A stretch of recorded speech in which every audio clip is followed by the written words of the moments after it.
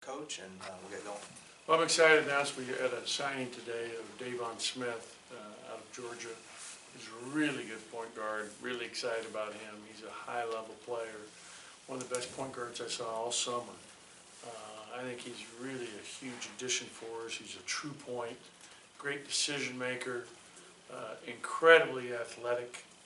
I mean, he's 6 feet tall, but he's a incredible athlete. His vert is probably 45 inches, 46 inches. It's incredible and very quick, but really understands the game. Good shooter.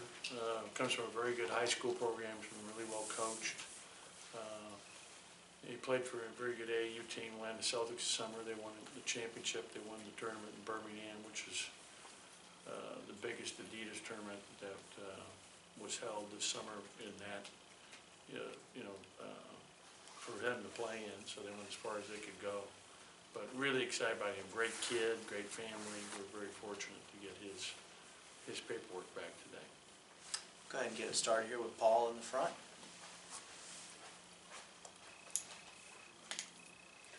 A couple of questions. First on Davon, your thoughts when you saw him this summer, what jumped off the page immediately that grabbed your attention? And then with your current team, obviously it's the early 2 games already into the season, but your thoughts so far on the guys at the 3 and the 4 that are able to rotate? Seems like you got more depth and versatility there this year.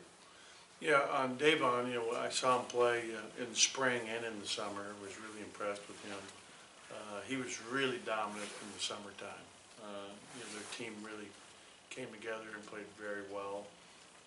They had like 3 guards that are all really good high major players that played on that AAU team that were really special. He's just a great all-around player. I think he's going to be a great defender.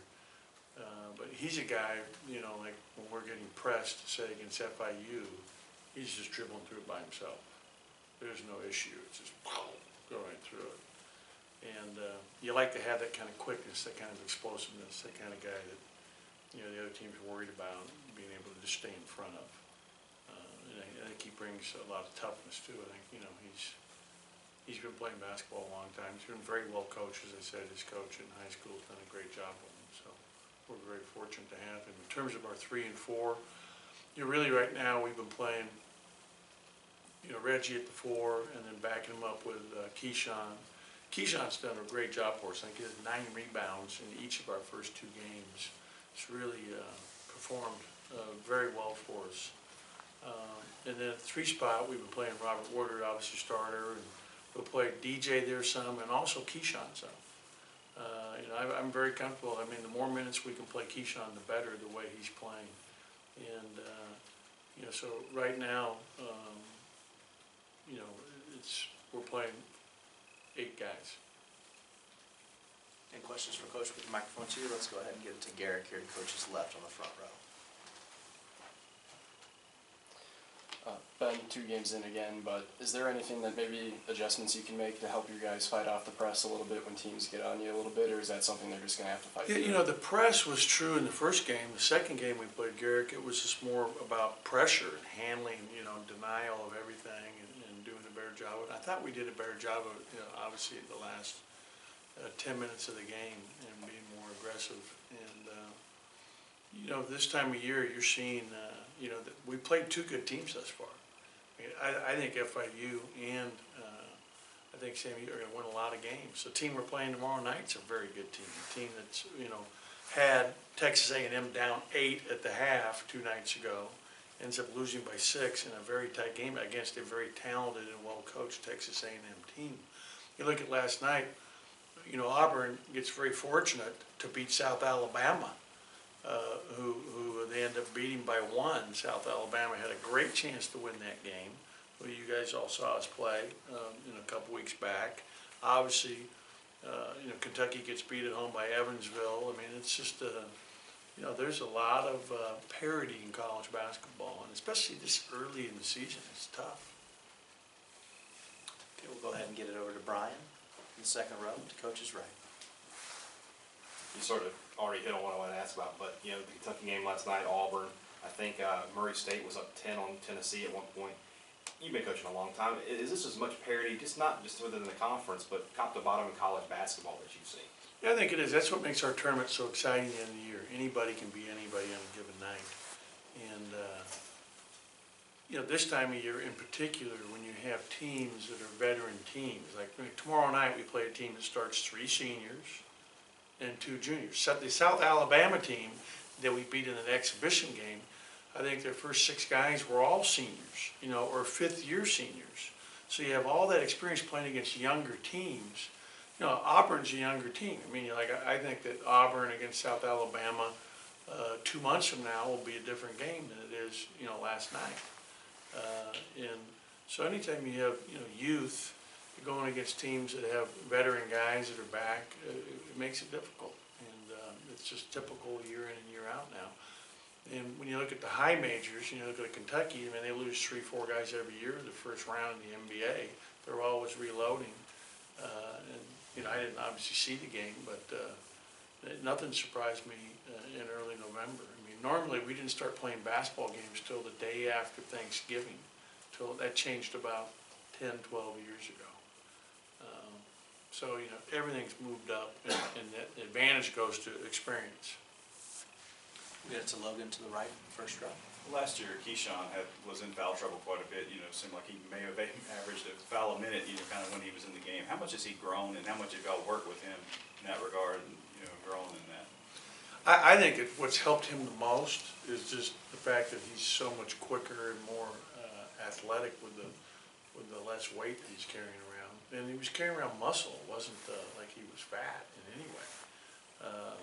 No one's ever accused him of that, but he's just so much more bouncy and athletic. But I also think, you know, his learning, like, you know, he's learned how to play really hard. I mean, that's one thing that, when I watched him in high school, you know, I told him this yesterday, you know, I was most worried, you know, is he going to be able to come in and learn how to play as hard as you need to play? And he has done that and then some. I think he's playing as hard as anybody in our program. That's what I love most. I think he's just playing with reckless abandon, and you see how he's attacking the rebounds. He had a big rebound late in that Sam Houston game where he came in and just kind of grabbed it. He didn't really get it. It came to somebody else, but if he hadn't have gone in there with reckless abandon, they would have got the offensive rebound. I mean, he's doing a great job for us in so many ways. And he's playing with a real confidence of a guy that looks like he's played a lot the previous 2 years, when in reality he didn't play a lot of minutes, but he got a lot of experience every day. And I think he also knows he's earned it. You know, this summer, when everybody went home for their summer break, he stayed here and stayed in the weight room. And he was here working out the whole time. And he's really earned what he's getting. That's what's a beautiful thing. When you see a kid earn, you know, his opportunity to have some success. You know, he tweaked his shoulder the other day in practice 2 days ago, and I about, you know, lost it because we can't afford anybody to get injury. And it was just, you know, he got hit 2 different ways on a right shoulder, where he had a torn labrum in his left shoulder from freshman year. But he's okay. We'll keep it to coach's right and go to the second row, and Tyler.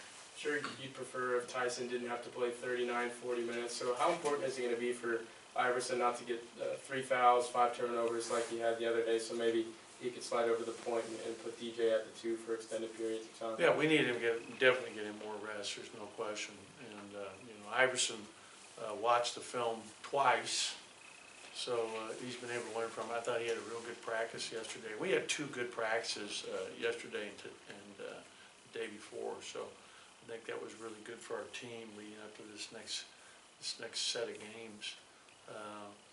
And, you know, he had a good practice yesterday, and I really asked Nick to try to put on as much pressure as possible every time that Iverson has the ball, so he can get used to it, to what he's going to see. And Nick's been good for Iverson, and Iverson's learning, you know, you got to play lower with the ball.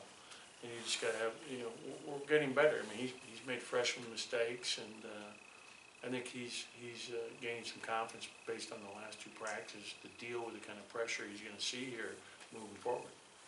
Back to the middle, and Brian. Your 2 games so far this year, 15